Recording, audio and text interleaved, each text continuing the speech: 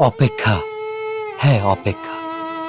নিকোটিনের দোয়ার আড়ালে ভেতরের পড়ে যাওয়া হৃৎপিণ্ডের আত্মচিৎকারের পরে তাকে আমার করে পাওয়ার অপেক্ষা।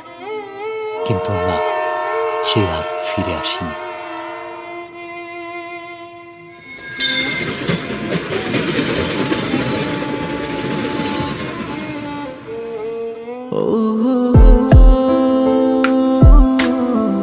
তবে এসেছিল এই পাহাড়ের পাদদেশে আজ থেকে অনেক বছর আগে, সন্তের জেগেরা সীমান্তবর্তী জেলা শেরপুরের প্রত্যন্ত একটি গ্রাম।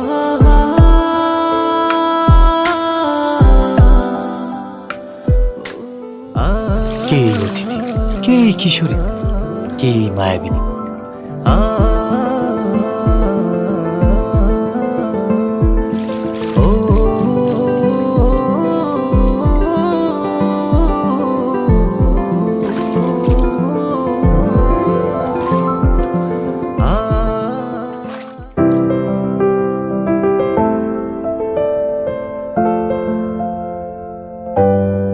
যার বিরহের অনলে পড়ে স্বপ্নের মতোই বদলে গেল এক যুবকের জীবনের গল্প। হ্যাঁ, স্বপ্নের মতোই বদলে গেল।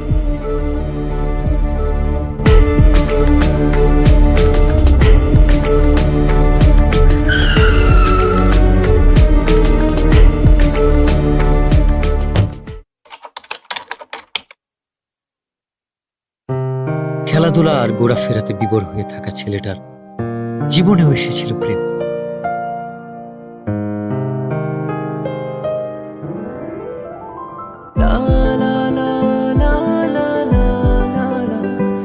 চোখের ভাষায় কেউ যেন বলছে, আমি এসেছি তোমার হয়ে, আমাকে তোমার করে নাও।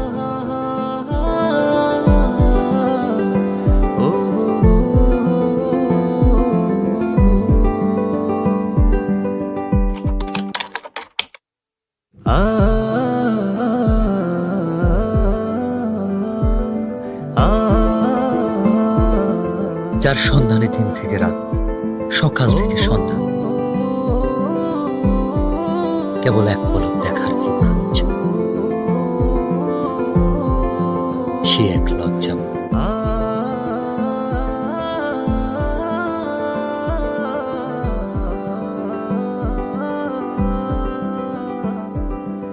এ এক অদ্ভুত ভালো লাগা, যার অনুভূতি ব্যাখ্যা করা কঠিন।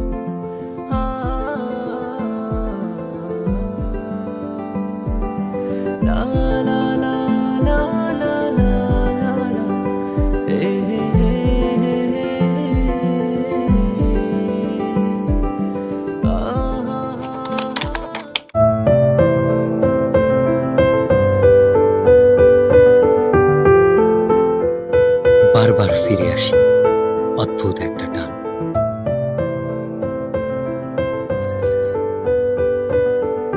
কিভাবে বুঝাই তাকে যা বলতে চেয়েও পারিনি।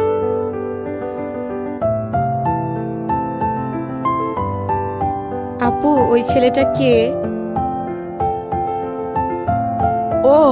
ও তো আমাদের এলাকার বিল্লাল ভাই। উনি কি প্রতিদিনই এদিকে আসে? না, ভাইয়া তো এদিকে আসে না। ও আচ্ছা।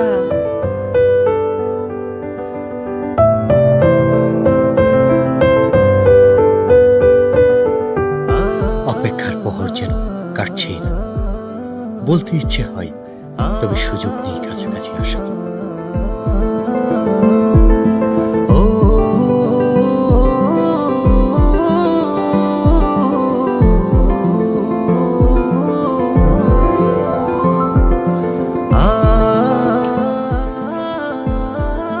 না বলা সব কথা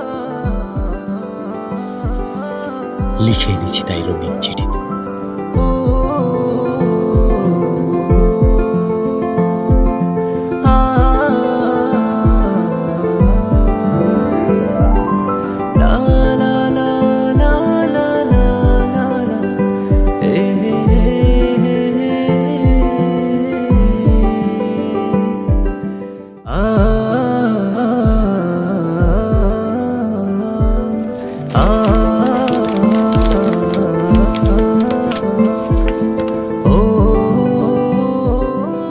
আমার লেখা প্রথম চিঠি, নাম না জানা একজনকে ঘিরে।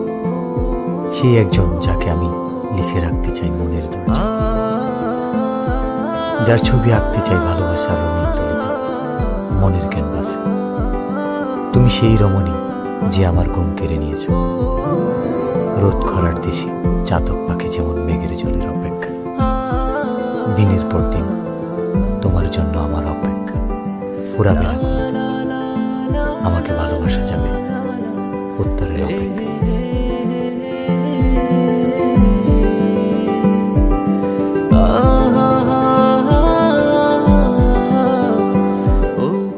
ভর দুপুরে অপেক্ষা, কৌতূহল, উৎকণ্ঠা, অস্থিরতা, মনের দরজায় কেউ বুঝি কড়া নেড়েছে।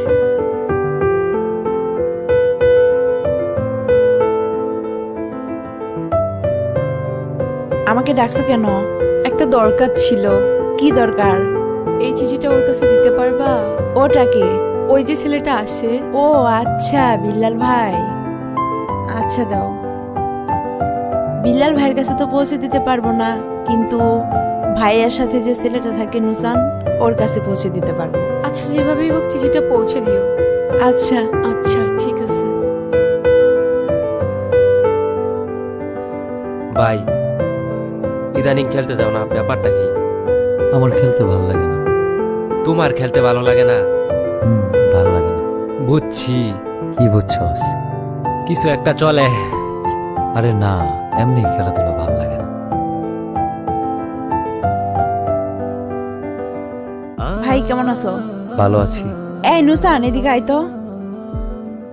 কি হয়েছে, এত চিল্লাইতেছস কেন? দেখোস না ভাই আছে। এই চিঠিটা ভাইয়াকে দিবি। কে দিছে? তোর জানার দরকার নাই, ভাইয়াকে দিলে ভাইয়া বুঝতে পারবে। আচ্ছা তুই দাঁড়া, আমি ভাইকে বলতেছি। আচ্ছা।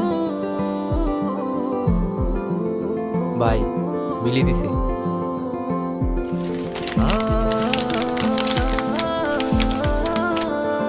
আমিও প্রথমবারের মতো চিঠি লিখলাম, যার ভাবনায় শুধু আমিই থাকি, যে আমার জন্য পাখির মতো ছটফট করে, যার কল্পনা এবং বাস্তবে মনের দরজায় আমিই করা নারী। আপনি সেই পুরুষ যার চোখে মুখে শুধু দেখতে পাই আমার জন্য ভালোবাসা। হঠাৎ আমি বুঝতে পারি কেউ আমাকে মন থেকে চায়, খুব করে। আপনার অপেক্ষা ফুরাবে কিনা আমি জানি না, আপনাকে উত্তরটা জানিয়ে দিলাম। একটাই কথা বলবো, ভালোবাসি। মিলিকে গিয়ে বলবি শিমুল বাগানে আজকে 4টার সময় ওকে নিয়ে আসতে, আমার অপেক্ষা কর। ভাই বলছে বিকাল 4টার সময় ওরে নিয়ে শিমুল বাগানে আসতে। ওরে নিয়ে আসবি কিন্তু। আচ্ছা ঠিক আছে, আমি ওকে নিয়ে আসবো। মনে থাকে যেন।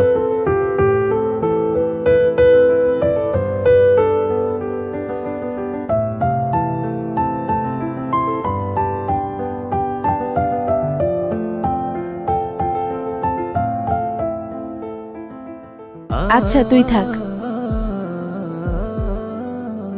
আমাকে ডেকেছো কেন? তোমাকে দেখার জন্য। অনেকক্ষণ ধরেই তো দেখছো, আর কতক্ষণ? দেখলে কি প্রবলেম? শুধু কি দেখবা নাকি আর কিছু বলবা? I love you.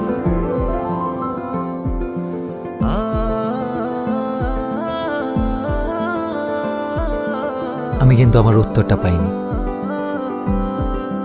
এটা আমি আমার কাছে সারা জীবন রেখে দিব।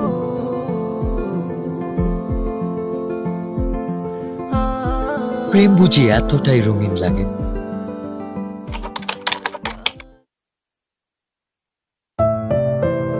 তবে রঙিন দিনগুলো হারিয়ে গেল কুয়াশা ভেজা সকালের ন্যায়। কে জানতো এই দেখাটাই হবে শেষ দেখা।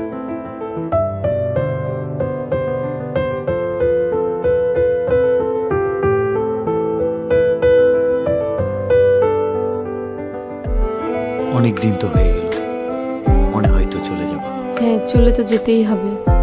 আর কি ফিরে আসা যাবে না? এসে কি হবে? আমার জন্য আসবা, পারবা না? আসা যায়, কথা দেওয়া যায়। আর ছুঁয়ে কি কথা দিতে হবে? ছুঁয়ে দেখার ইচ্ছাটা পূরণ হবে, সেটা বিয়ের পর। আমি অপেক্ষায় থাকবো। হঠাৎ কাল বৈশাখী ঝড় এসে এলোমেলো করে দিল সবকিছু। এমনটা না হলেও পারত।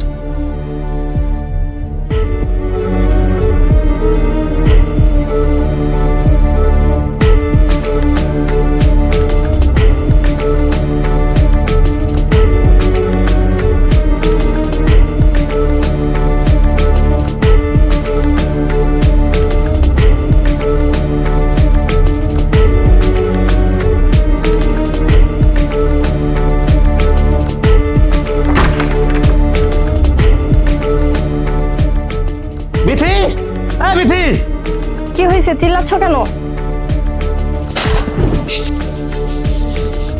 তোর বোন কি এলাকা ঘুরতে আসছে নাকি আমার মান সম্মান নষ্ট করতে আসছে? কেন? আমার বোন কি করছে? এই তোর বোন বিল্লালের সাথে কি করে?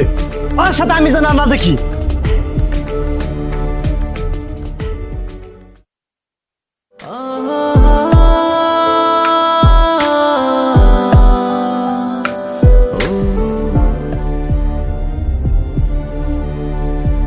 আচ্ছা তাহলে তুমি থাকবো, আমি যাই।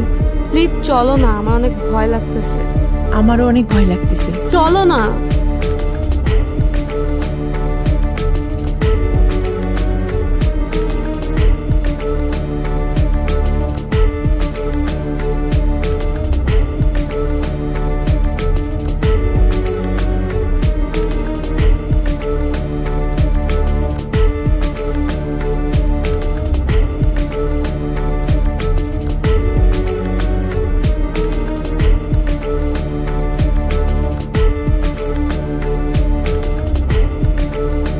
তোকে যেন আর কারোর সাথে মিশতে না দেখি, আর কালকে সকালেই তুই চলে যাবি।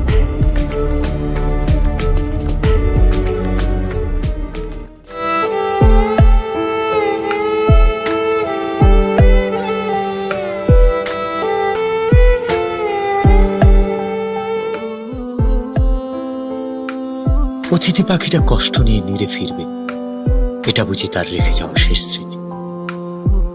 চোখের জলে লেখা যে চিঠি, সেটা শুধু একটা কাগজ নয়, হৃদয় গহীনে জমানো কথার উন্মোচন।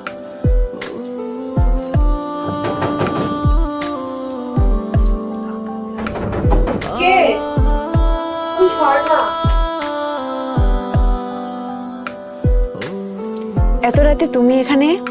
মিলি, আমি বুঝতে পারিনি আমার জন্য তোমাকে এত কথা শুনতে হবে। আমাকে মাফ করে দিও, আমি কালকে চলে যাচ্ছি।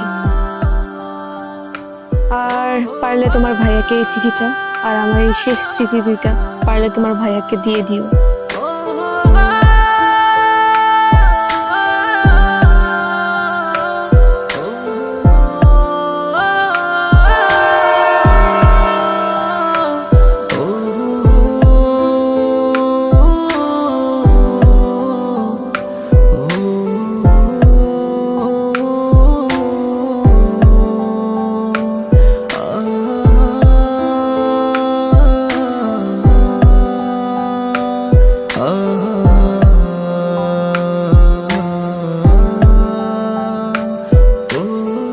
রঙের চিঠিতেও রং নেই, আছে কাছ থেকে দূরে যাওয়ার কোনো একটা ভয়ানক গল্প, যে গল্পের শেষ হয়